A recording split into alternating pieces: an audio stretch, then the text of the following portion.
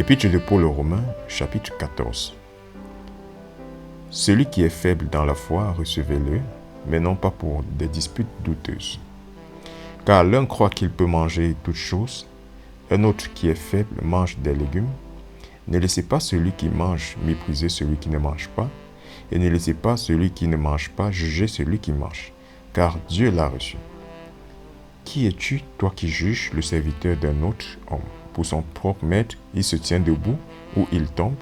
Oui, il sera soutenu, car Dieu est capable de le faire tenir debout.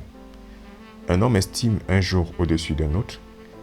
Un autre estime chaque jour étant pareil. Que chaque homme soit pleinement persuadé dans sa propre intelligence. Celui qui considère le jour, il le considère en vue du Seigneur. Et celui qui ne considère pas le jour, c'est au Seigneur qu'il ne le considère pas. Celui qui mange, mange au Seigneur, car il remercie Dieu. Et celui qui ne mange pas, c'est au Seigneur qu'il ne mange pas et qu'il remercie Dieu. Car aucun de nous ne vit pour lui-même et aucun homme ne meurt pour lui-même. Car soit que nous vivions, nous vivons au Seigneur, et soit que nous mourions, nous mourrons au Seigneur. Soit donc que nous vivions ou que nous mourions, nous appartenons au Seigneur.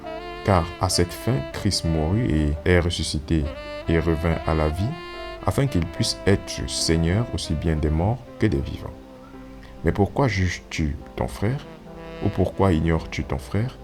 Car nous nous tiendrons tous devant le siège du jugement de Christ.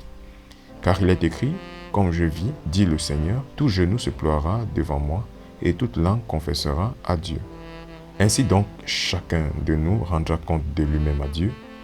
Ne nous jugeons donc jamais plus l'un l'autre, mais jugez plutôt ceci, qu'aucun homme ne mette une pierre d'achoppement ou une occasion de chute sur le chemin de son frère. Je sais, et je suis persuadé par le Seigneur Jésus, qu'il n'y a rien d'impur en soi, mais à celui qui estime une quelconque chose est impure, pour lui, elle est impure. Mais si ton frère est blessé en ce qui concerne ta nourriture, alors tu ne marches plus charitablement. Ne le détruis pas par ta nourriture, celui pour lequel Christ est mort.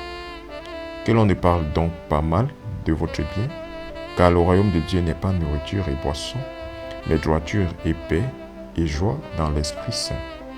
Car celui qui en ces choses-là sert Christ est acceptable à Dieu et approuvé des hommes.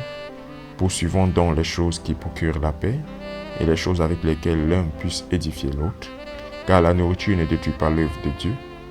Toutes choses, en effet, sont pures, mais c'est mal pour cet homme qui, en mangeant, est offensé.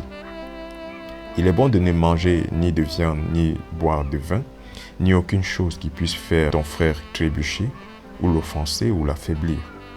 As-tu la foi? Aie-la en toi-même devant Dieu. Heureux est celui qui ne se condamne pas lui-même dans cette chose qu'il permet, et celui qui doute est damné s'il mange, parce qu'il ne mange pas avec foi, car quoi que ce soit qui n'est pas de la foi est péché.